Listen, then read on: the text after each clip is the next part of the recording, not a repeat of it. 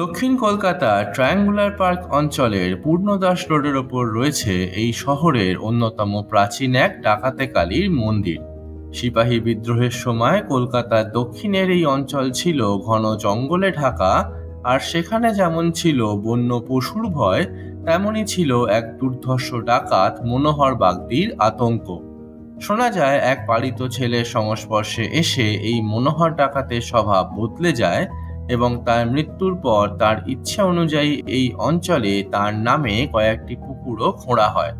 সম্ভবত সেই থেকেই এই অঞ্চলের নাম হয় মনোহর পুকুর। আর সেই মনোহর ডাকাত যে কালী মূর্তির পুজো করতেন, সেই দেবী মূর্তি আজও পূজিতা হন এই মন্দিরে। দৈর্ঘ্যে বেশ কিছুটা ছোট হওয়ার কারণে এই মূর্তিকে অনেকেই ছানা কালীও বলে।